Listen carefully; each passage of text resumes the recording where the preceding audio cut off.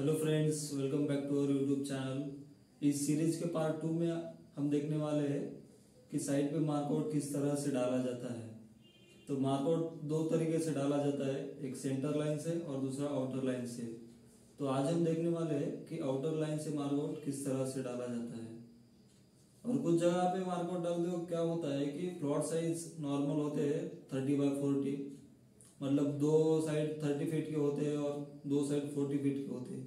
वहां पे मार्कआउट डालना बहुत आसान होता है।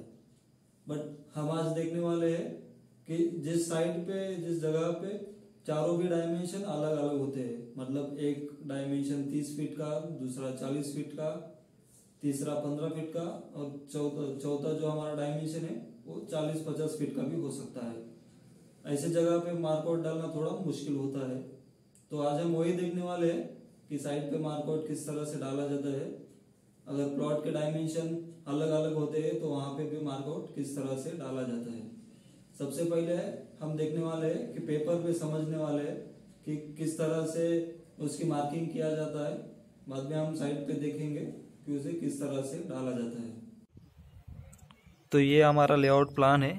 इस लेआउट प्लान पे आपको क्लियरली दिखाई दे रहा है कि चारों डायमेंशन डिफरेंट है। फ्रंट साइड को 30 फीट है, लेफ्ट साइड में 42 फीट है, टॉप पे 36.7 फीट है और राइट साइड में 21 फीट है। तो इसके चारों डायमेंशन डिफरेंट है। और इसमें जो हमने लेआउट मार्किंग किया वाला है, बाउंड्री लाइंस को लेकर मार्किंग किया वाला है। कुछ जगह पे सेंटर लाइन से मार्किंग किया जाता है, बट हमने यहाँ पे बाउंड्री लाइन से मार्किंग किया वाला है। उसका मतलब यह है कि हमारा जो प्लॉट का बाउंड्री लाइन होता है, उसी बाउंड्री लाइन को लेकर अंदर की जो हमारी कॉलम पोजीशन होती है, वो कॉलम पोजीशन की मार्किंग किया जाता है। आपको यहाँ पे दिखाई दे रहा है कि हमारा यहाँ पे कॉलम है और उसका जो बाउंड्री लाइन है यहाँ पे है। इस कॉलम का बाउंड्री लाइन इस तरह से फ्रंट साइड पे, इस तरह लेफ्ट साइड में बाउंड्री लाइन कुछ इस तरह से है। मतलब अपना जो प्लॉट का बाउंड्री लाइन होता है उसी को ही लेकर अंदर पूरी मार्कआउट डाला जाता है। आपको दिखाई दे रहा है यहाँ पे, इसका यहाँ पे हमारा टोटल है 12 कॉलम आए वाले हैं। इस 12 कॉलम में से 10 कॉलम पूरे 15 इंच के हैं और इस कोने में आपको जो दिखाई दे रहा है यहाँ पे जो दो छोटे कॉलम हमने सपोर्ट के लिए दिया वाला है वो 1-1 फीट के है। तो हमारा फर्स्ट कॉलम यहाँ पे जो पोजीशन है कुछ इस तरह से कॉर्नर पे आया वाला है। इस कॉर्नर को लेकर ही हमारा जो दूसरा वो कॉलम आ रहा था यहाँ पे अंदर, इसका मेजरमेंट कुछ इस तरह से यहाँ पे लिया वाला है। 6 फीट 8 इंच पे हमारा ये जो सेकंड कॉलम है, सेकंड कॉलम आ रहा है। मतलब इस प्लॉट की बाउंड्री लाइन से लेकर अंदर का जो हमारा कॉलम है, उस कॉलम की बाउंड्री 6 फीट 8 इंच पे है। उसके बाद हमारा यहाँ पे जो थर्ड कॉलम आ रहा है, इसका भी मेजरमेंट आपको दिखाई दे रहा है कि 17 फीट 11 इंच है। मतलब इस प्लॉट के लेफ्ट साइड से बाउंड्री को लेकर एक कॉलम हमारा इधर का 17 फीट 11 इंच पे है। 17 फीट 11 इंच पे इस कॉलम का एंड पॉइंट है। मतलब 17 फीट 11 इंच मेजरमेंट लेना है, वो 17 फीट 11 इंच से अंदर हमारा ये कॉलम है। और हमारा जो लास्ट कॉलम है यहाँ पे 30 फीट पे है। यहाँ पे कुछ इस तरह से कॉलम की मार्किंग दी जाती है। एंड जब भी हम कॉलम की मार्किंग करते हैं तो कौन से तो एक कॉर्नर में क्या करना है कि जीरो रखना है, वही जीरो को लेकर हर कॉलम के मेजरमेंट लेना है। मतलब यहाँ पे आप सपोज हम जीरो लेते हैं तो इस जीरो को लेकर ये कॉलम हमारा 6 फीट 8 इंच पे है। इस जीरो को लेकर ये अंदर का सेकंड कॉलम हमारा 17 फीट 11 इंच पे है। और इस जीरो को लेकर हमारा जो यहाँ का एक्स एक्सिस पे का जो एंड कॉलम है वो 30 फीट पे है। और जब हम वर्टिकली वाई एक्सिस में भी कॉलम की मेजरमेंट लेते हैं तो इसी तरह से करना है कि हमारा जो फर्स्ट बाउंड्री लाइन होता है उससे जीरो लेना है। उसके बाद वर्टिकल जो हमारा फर्स्ट कॉलम आता है उसका मेजरमेंट लेना है। यहाँ पे दिखाई दे रहा है कि हमारा जो यहाँ पे फर्स्ट कॉलम है वर्टिकल वाई एक्सिस में 17 फीट 7 इंच पे है। उसके बाद हमारा जो सेकंड कॉलम है वो सीधा 30 फीट 10 इंच पे है। ये जो हमारा 17 फीट 7 इंच आ रहा है, ये हमारे प्लॉट के फ्रंट बाउंड्री लाइन से लेकर कॉलम की बाउंड्री तक है। मतलब यहाँ पे 17 फीट 7 इंच पे इस कॉलम की बाउंड्री है। 17 फीट 7 इंच से को लेकर उसके अंदर हमारा यहाँ पे ये कॉलम है।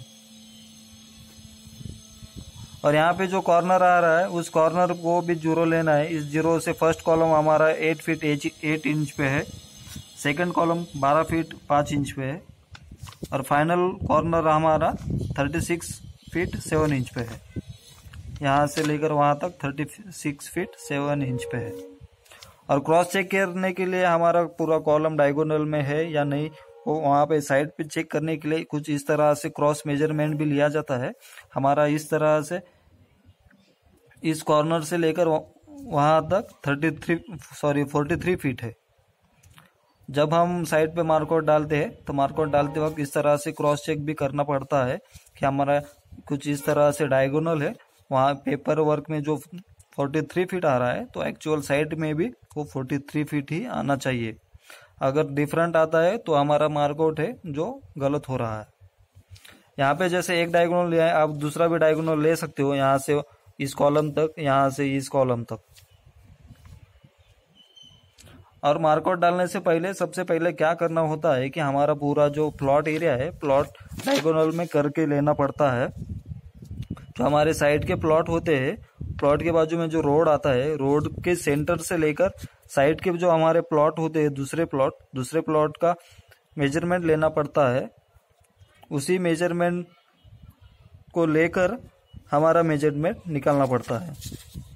सबसे पहले क्या करना है कि आप जिस जगह पे प्लॉटिंग डाल रहे हो उस जगह के प्लॉटिंग का लेआउट प्लान लेना है। उस लेआउट प्लान को लेकर हमारे प्लॉट के चारों एंड पॉइंट फिक्स करना है। चारों एंड पॉइंट फिक्स होने के बाद कुछ इस तरीके से हमारा जो प्लॉट होता है, अगर प्लॉट के हमारे पॉइंट राइट एंगल में होते हैं तो इस तरह से राइट एंगल का इस्तेमाल करके हमारे प्लॉट के पॉइंट जो है राइट एंगल में लेना है। जैसा कि यहाँ पे मामा बोल रहे हैं कि हमारा 1 इंच झुकाव, तो यहाँ पे जो हमारी दोरी थी प्लॉट के 1 इंच अंदर चली गई थी, उसे 1 इंच बाहर लाना पड़ता है।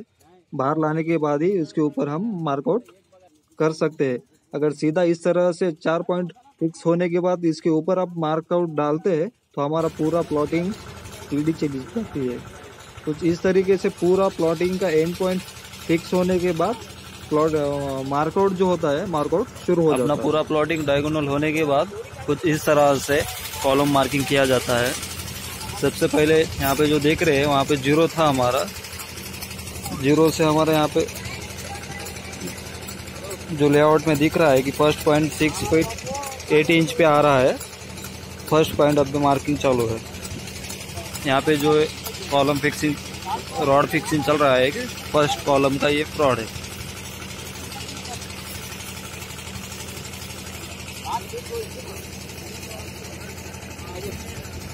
यहाँ पे पूरा क्लियरली है, कॉलम मार्किंग वगैरह दिए वाला है।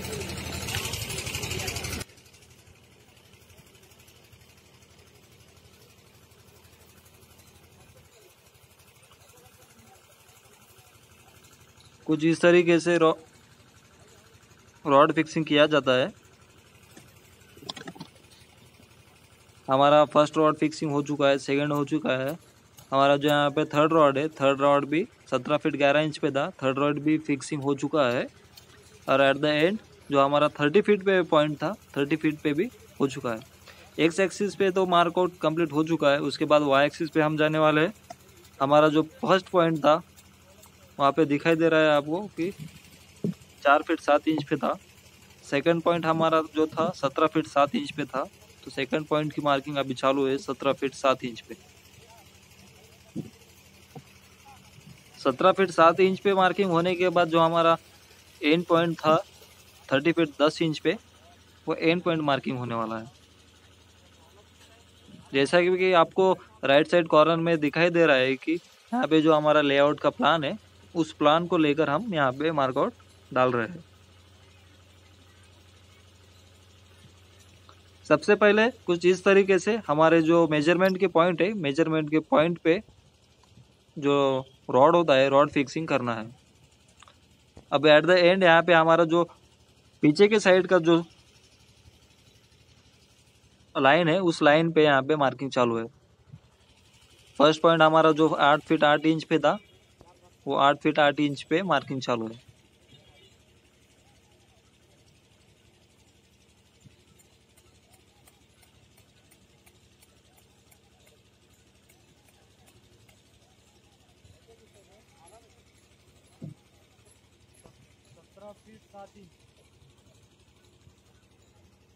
दूसरा पॉइंट हमारा जो 12 फीट 5 इंच पे था, दूसरा पॉइंट पे भी अभी ये मार्किंग होने वाली है। मार्कआउट डालना बहुत आसान होता है, खाली दिखने में ही बहुत हार्ड लगता है ये। और मार्कआउट डालते वक्त एक बात याद रखना बहुत जरूरी है, हमारा जो टेप है लूज होना नहीं चाहिए। अगर लूज होता है तो हमारे पूरी एक्यूरेसी गलत हो जाती है, करेक्ट नहीं आता है मेजरमेंट। इसलिए हमारा जो टेप होता है ज़्यादातर टाइट ही रखना चाहिए।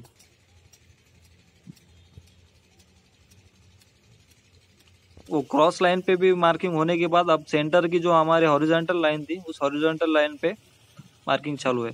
अंदर हम यहाँ पे डोरी लगाने वाले हैं। डोरी लगाने से पहले कुछ इस तरीके से 90 डिग्री में मतलब स्ट्रेट लाइन लगाना पड़ता है। हम यहाँ पे मेजरमेंट छोटा था इसलिए सीधा टेप लगाने वाला है।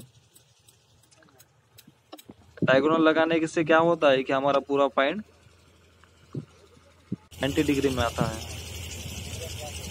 कुछ इस तरीके से पूरे पॉइंट मार्किंग होने के बाद जो चूना होता है, चूना लेकर बाउंड्री लाइन मार्किंग किया जाता है। हमारे यहाँ पे जो 12 कॉलम थे, 12 के 12 कॉलम मार्किंग हो चुके हैं। मार्किंग होने के बाद हम यहाँ पे जो हमारा गड्ढा है, गड्ढा 5 बाय 5 का बनाने वाले हैं। और हमारा जो वहाँ पे रॉड फिक्सिंग होने वाला है, रॉड फिक्सिंग हम हमारा जो कॉलम है, कॉलम पे रॉड फिक्सिंग किया वाला है। तो उसी रॉड को लेकर 2.5 फीट उधर के साइड पे, 2.5 फीट इधर के साइड पे, मतलब जो हमारा 5 फीट बाय 5 फीट का जो गड्ढा है, गड्ढे की मार्किंग चालू है। अंदर का नीचे का खड्डा आ रहा है 4 बाय 4 का।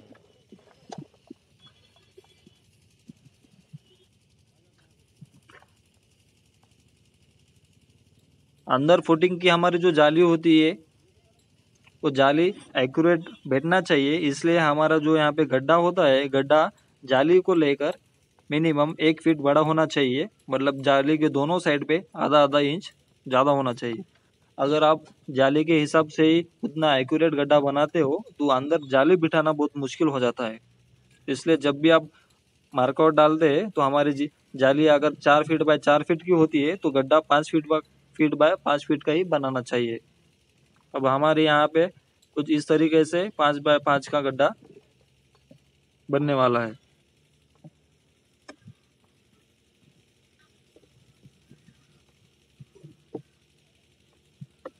सबसे पहले जो है हमारे वर्टिकल हॉरिजॉन्टल लाइन पे से कॉलम फिक्स करना है। अंदर जो सेंटर में रॉड दिख रहा है वहाँ पे कॉलम आने वाला है और रॉड के चारों साइड से कुछ इस तरीके से चूना डाल के मार्किंग करना है। यानी हमारा जो बाउंड्री लाइन पे कॉलम आता है, कॉलम तो एकदम प्लॉट के बाउंड्री पे आता है। तो यहाँ पे आपको दिखाई दे रहा है कि 1 फीट जो होता है वो दूसरे के प्लॉट में निकालते हैं हम, और रिमेनिंग जो हमारा 4 फीट होता है, 4 फीट हमारे प्लॉट में निकालते हैं। हमारी जो नीचे की फुटिंग होने वाली है हमारे प्लॉट के फेस में ही होती है, बट यहाँ पे फुटिंग लगाते वक्त आसानी हो इसलिए दूसरों के प्लॉट में थोड़ा 1 फीट तक गड्ढा किया जाता है। इसका मतलब ये नहीं है कि 1 फीट हम दूसरे के प्लॉट में जाने वाले हैं। खाली हमारे फुटिंग को थोड़ा बनाते वक्त सपोर्ट मिलना चाहिए, थोड़ी जगह रहनी चाहिए गड्ढे में, इसलिए वहाँ पे 1 फीट ज़्यादा लिए वाला है। अगर हमारी बाउंड्री लाइन होती है तो बाउंड्री लाइन की मार्किंग पे 1 फीट प्लॉट के बाहर और रिमेनिंग 4 फीट हमारे प्लॉट में। यहाँ पे कुछ इस तरीके से मार्किंग चालू है।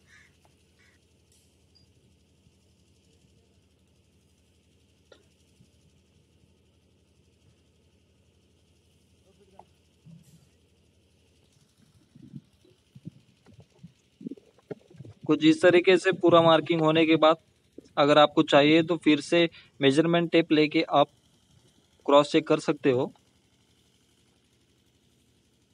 तो यहाँ पे फ्रंट साइड पे तो रोड था, हम रोड पे तो हम सीधा 1 या 1.25 फीट लेने वाले हैं और अंदर रिमेनिंग जो 3.5-4 फीट आने वाला है 4 फीट पे मार्किंग।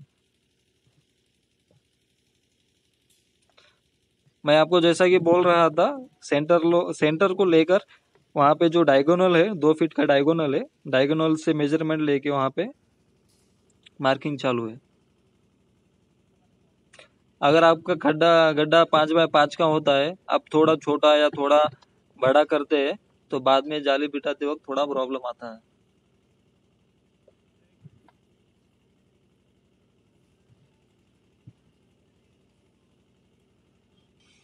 सेंटर को लेकर 2 फीट बाहर 1 फीट बाहर के साइड पे लिए वाला है यहाँ पे, और हमारा जो जितना अंदर की साइड है वहां पे सेंटर को लेकर 2.5 फीट एक साइड को और 2.5 फीट दूसरे साइड। इस जगह पे भी कुछ इसी तरीके से मार्किंग होने वाली है। लेफ्ट साइड में यहाँ पे राइट साइड में 2 फीट यहाँ पे 4x4 के गड्ढे की मार्किंग हो रही है अभी।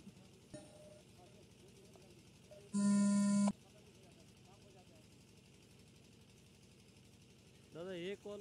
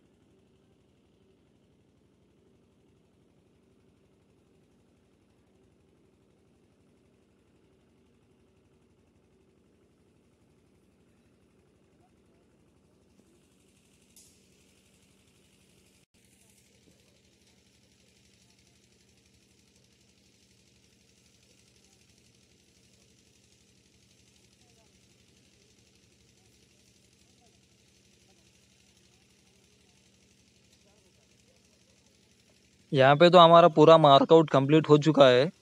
आने वाले थर्ड पार्ट में हम देखने वाले हैं कि साइड पे एक्चुअल गड्ढे किस तरह से बनाए जाते हैं, गड्ढे बनाने का सही तरीका क्या है, और गड्ढे बनाते वक्त प्रॉब्लम क्या क्या आते हैं, किन किन प्रॉब्लम को फेस करना पड़ता है, ये सब कुछ हम पार्ट थर्ड में देखने वाले हैं।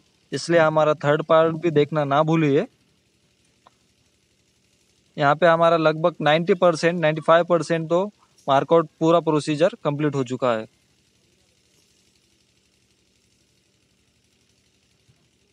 एंड इसी तरह से इंटरेस्टिंग वीडियो के लिए चैनल को सब्सक्राइब कीजिए, लाइक कीजिए, शेयर कीजिए। पूरा मार्कआउट कंप्लीट होने के बाद तो इस तरीके से हमारा पूरा मार्कआउट दिखाई देता है। और नीचे के कॉर्नर पे हमारा बोर होल था, बोर होल भी हम यहाँ पे मार्किंग किया वाला है। बोर की मशीन यहाँ पे रेडी है। अब यहाँ पे तुरंत बोर भी चालू होने वाला है। कुछ इस तरीके से पूरा मार्कआउट हमारा दिखाई दे रहा है।